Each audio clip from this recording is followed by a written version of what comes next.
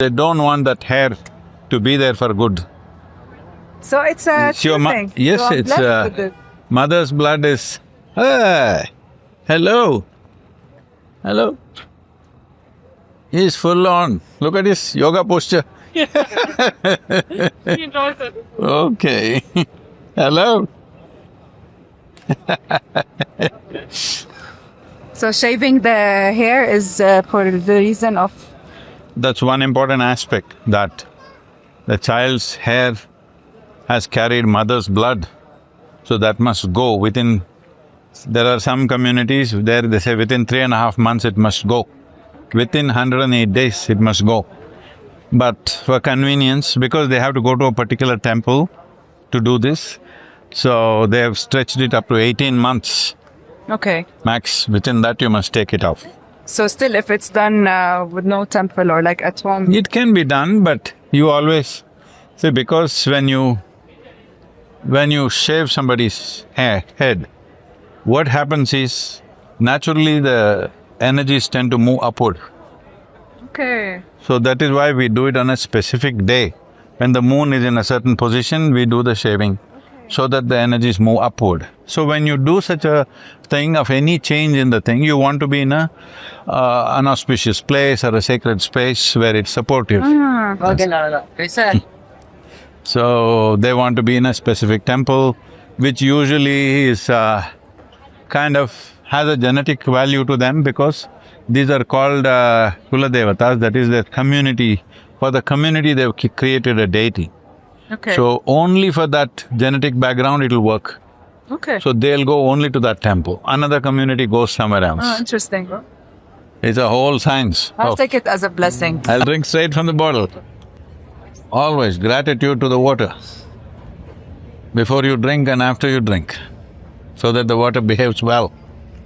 I'll tell you something that happened. This was almost, I don't know, 32, 33 years ago. I'm doing a program which is for 90 days. So our center is new at that time, just a small building, a hut actually. And I was outside, traveling outside, then I came back to that city where the lady of the house wants to go for the program, she's registered. But there is drama going on in the house because 90 days she's going for a program in some unknown space where it's just a hut and a bathroom. So there is drama going on in the house. No, the husband wants to go, the lady is doing drama. Then I came to know drama is going on. I don't want to be part of this drama, but what to do, I am in their house for lunch. How can I avoid it? Then the lady is going about bush. And it's Indian tradition, as soon as you go home, she has to bring water, you know? Always offer water when somebody comes home. So she brings water like this. I said, I don't need this water, I will not drink such water. She said, what do you mean? I said, the way you are, I don't want to drink that water. She said, what did I do? I said, the way you are, I don't drink water from your hand. She says, what is very… if you refuse water, it's like the worst insult in somebody's house. Somebody gives you water and you say no. It's the simplest thing and… Yeah. You refuse water means you're rejecting everything. Then I said, you come here. And I said, drink that water a little bit. She thought I'm using her as a food taster. Testing was… Yeah. I said, how's the water? She's good water only. I said, all right, you give it to me. She gave me the cup, I held it in my hand for about 2 minutes and I gave it back to her. I said, drink it now. She burst out crying, that it's sweet, and she's crying. I said, this is all it takes. Everything that you touch, you can either make it into something wonderful or make it poisonous. The food that you eat, the water that you drink, and the very body that you carry on your mind can become poisonous right now or can become an elixir of life. It's your choice. What are you doing here? How much you're blessing things, and that's the power of energy as well to food. When they say cooked with love or prepared with love, What it means is that it's from the heart with clear energy. Yeah, but you may be full of love, but you may be a bad cook. Then we'll have to suffer the love. I think we spoke about love. Love is not about somebody, it's about the way you are. And who you are and how you take things. No, that's all next, it's the way you are. Whether your water is sweet or poisonous. If it's sweet, you're in love. Is it true that with water, because we spoke about how the energy transform and everything, many people suggest that we do not drink while we're standing, that it's better to sit and… See, these things are said because it's only now, in 20th century, everybody's got a bottle of water and walking around sipping. It was not like that. You wouldn't have water anywhere. You walked 5 miles, then when you found water, you gulped in. That is how water was available. It's now everybody's carrying a bottle and walking around, even in cold countries in the world. Even in temperate climates, people are carrying and walking. That's because they're selling water, all right? Yeah. So, no, I'm telling you, when you got to drink water traditionally only when you were really thirsty, otherwise you never went near the water. When you're thirsty and when you gulp, you shouldn't be standing, you could usually suffocate. It's always best you sit down. Okay. But is this… they say when you're thirsty, mean you're already dehydrated, so you already reached the dehydration. See, this is all modern nonsense. You don't dehydrate that quickly. Body has enough latitude. So needing water or not needing water, full stop. Body needs water, it's not that it doesn't need water. It's just today's generation, 5 minutes if they don't sip, they will get dehydrated. It's all in their head. Not in their body, it's in their head. That's this conflict with the younger now. No, that is because somebody wants to sell you water. They told you must drink 3.5 liters of water every day. And if it's in glass already, oh, it's even more expensive. Wherever it is. I'm saying somebody has monetized and made a commerce out of water. I'm saying your water requirement is according to the temperature, activity and so many things involved. I'm just sitting here in cool temperature, why should I go on drinking water? Then you ask more number of toilets than the population that you have in the country, everywhere, because you keep drinking water, you keep running to the toilet. So, I have a very important question that is maybe related to my career as well. As a chef and creating concepts and menus and food. How many people died till now? They're all alive.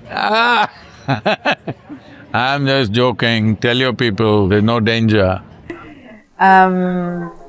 What is the right setup, or if you imagine a comfortable place to eat outside in terms of lighting, setup, music, sound? This all goes back to the energy, because sometimes we enter a place and we feel like comfortable and at home, and in other places it feels immediately heavy. See, this is because fortunately this restaurant is wide open, I'm glad we are here. But generally restaurants are made in such a way, either it's air-conditioned or even otherwise it's mostly closed. 10,000 people have eaten there and those smells and stuff is there, it's a most suffocating and unhealthy place to eat. So if you have the fortune that you can organize your food outside, which I always… if I'm at home, I always eat outside. Outside means outdoors. Just a little roof, all sides open like this. If you eat outdoors, under a tree is best, but it may not always be possible, but under a shelter is okay, but sides open, breeze moving is important because, especially in India for us, we have learned how to create many layers of taste and flavor, which is unique to that country, particularly in southern India. It is not so real even in the northern part of the India. Most of the Indian food you get here is northern Indian food and largely dumbed down to make it mass-produced in a certain way. That kind of works. Yes. It's okay for the lady, give me proper coffee, Indian coffee. This monocontiga, this is my fermenting. Okay. But this is for British ladies, not for me, huh? Thank you. There's many layers of taste, not one layer, many layers of taste and flavor. If you want to even perceive that, you must make yourself, adapt yourself to become more sensitive, and it takes a lot more attention to eat.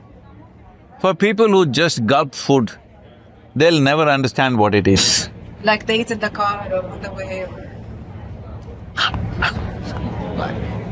When I'm hungry, sometimes I do that. That's okay for wolves. For human beings, there is a way to consume, because the significance of being human is we can do all the basic things like food, sexuality, every other thing consciously. That's the most important thing. If you don't do it consciously, then it all becomes like you have thrown away the privileges of evolution. You just want to be like survival mode, just grab it and eat it. So if you are in that mode, you won't know these things. So this is a way of teasing the tongue and the senses to seduce and to surrender yourself to a certain process. Why is food so important? Food is not important. Food is not a material. Water is not a material, it's life-making ingredient. It's life. So if you understand and if you're sensitive enough to feel this, that something which was another life, right now willing to merge with you and become your life, is it a small thing? At all. That's why blessing the food before eating or… No, all these things are your psychological things, you're blessing, you're calling gods to bless it, all this is your psychological stuff. Leave that alone. First thing that is needed is sensitivity. Maybe somebody said these things to make people sensitive and attentive, that's a different matter. But the important thing is you're attentive and sensitive to what you're touching right now. If you understand, this water is actually life, it's not a commodity, you would treat it very differently, isn't it? So only if you approach food like that, then you experience various aspects. The most important thing is you experience what we call as yoga. Yoga does not mean twisting and turning, all right, as it's being done in the Western world today. Yoga means consciously you obliterated the boundaries of your individuality. So right now, if you eat some food, let's say a piece of bread, now this was another life. It was a plant, now it's become bread and it's willing to become a part of you. This means in some way, unknowingly, you're obliterating the boundaries of your individuality. Something else, or you can call them someone else is wanting to become a part of you. This is the greatest love affair you have. Why your love is so important, as you've been trying to tell me, is because someone else is willing to become a part of you in some way. Not fully, just in a small way. Yes, but this food is willing to become a part of you absolutely, losing itself to you. Anytime, whenever you want, anything, just take me. Don't and eat so whenever you feel like it, please. half of the food. Rule number one. Tell me, what's your favorite dish? Oh, you wouldn't know. I have my own… I am a very good cook myself. To take the recipe. This is the coffee of Oh, thank you. no sugar. Thank you very much.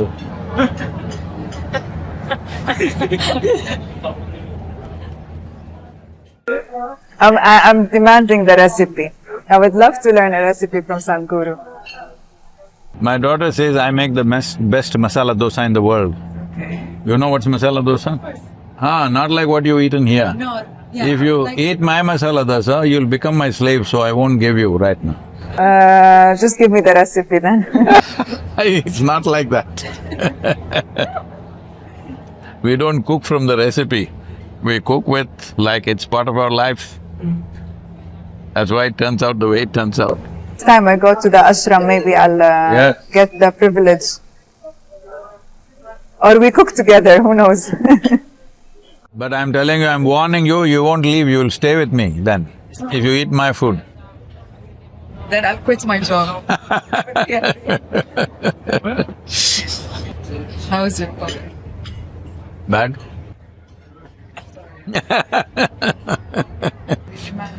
I'm just being honest.